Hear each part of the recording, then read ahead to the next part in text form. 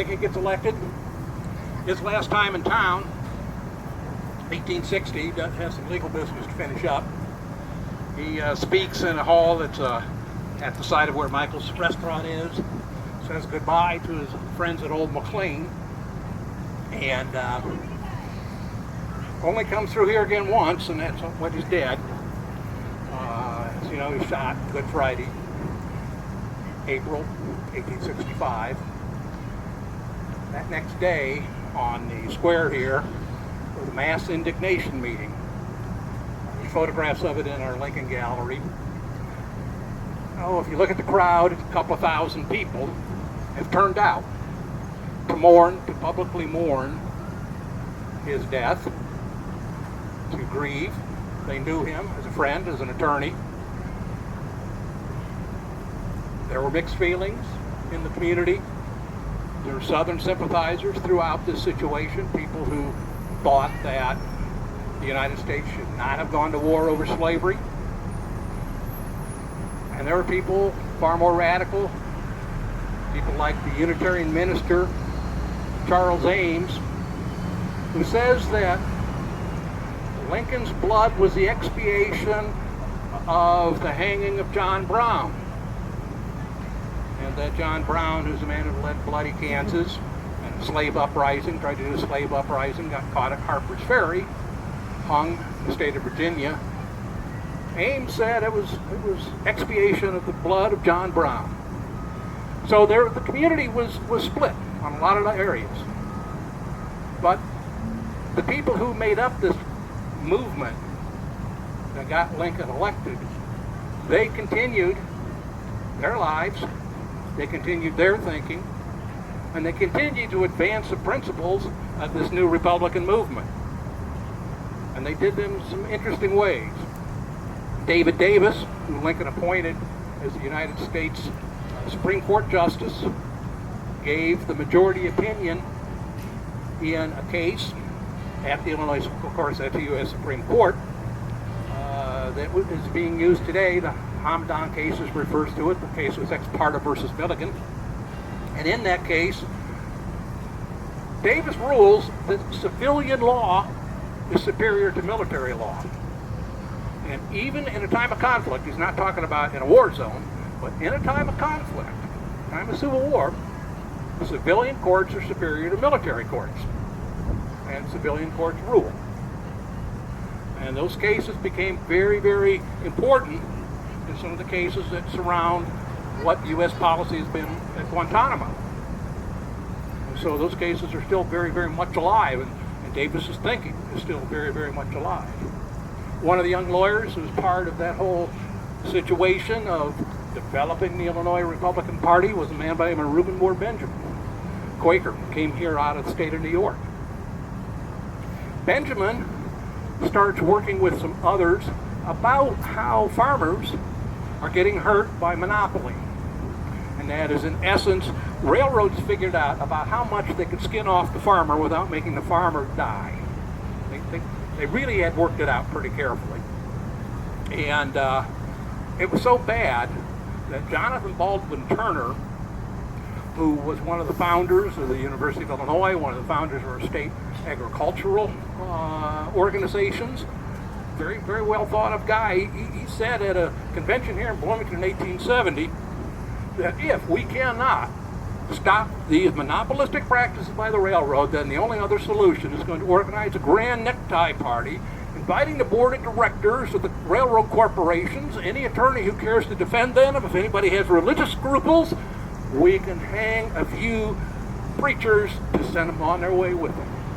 Now, this guy he was mad, wasn't he? I mean, that's real political anger. Benjamin takes that anger, channels it into law, and a set of cases called the Grange cases, one versus the people being the biggest one, has to do with shipping grain out of Lexington, Illinois. And the U.S. Supreme Court rules that corporations, specifically talking about railroads, corporations were created by act of government, which they were, and therefore government has not only the right but the responsibility to control corporate behavior when it is acting against the interest of the people. So it's a Republican argument, 1870. And those cases become the basis of federal regulation for interstate commerce. And out of those cases comes the Interstate Commerce Commission, which are the first organized efforts to regulate interstate trade and commerce to protect the people's interests. And the people's interests needed to be protected. It's guaranteed. So some of these ideas that these guys had, they kept on advancing. And they kept on working with. They kept on working with the idea of how is it that you build a better society. Jesse Fell, Isaiah Dillon, George Champion in Normal, Illinois say what we can do is we can take this new town we founded and we can ensure that it's an integrated community and that black people are welcome here. And so those guys co-signed mortgages for African American families so they could own homes and developed a very, very successful African American and white American community working together. By 1895, ISU had an African American baseball coach. If you look at some of the school photos, half the class were African American kids. And these kids got a good education. And they went to ISU. They got college degrees. They did well up to that point. But there was still a race barrier that nobody would hire a black with a BA. So those people left town and went to Indianapolis, Peoria, Milwaukee, Chicago. But the point here, though, creating an integrated community. So these people really live these ideas. So there's a heritage to what comes out of Lincoln, what comes out of his political movement, the kind of people who put that political movement together. It's a heritage that we live with daily. And I think it's one that we can be damn proud of. I really do. I think it's very, very important things that happen to all of that. So, as I say in the old movies, that's my story. I'm sticking to it, okay? So if anybody has any questions, happy to take them.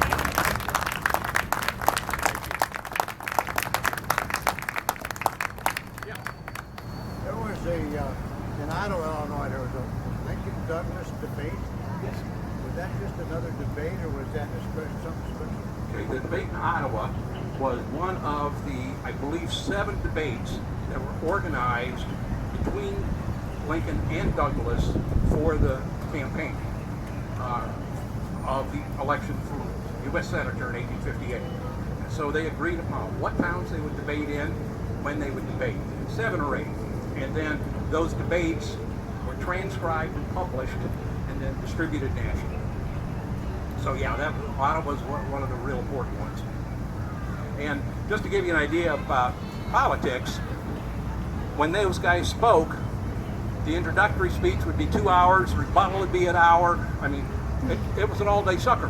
And these guys spoke, no microphone, nothing like this. They projected their voice so at least the first 1,000 people or so could hear them. So it's like an opera singer, I think. I mean, seriously, it'd be tough, really tough. Other questions? Where did you get all your knowledge? Well, some people accuse me of making it up, okay?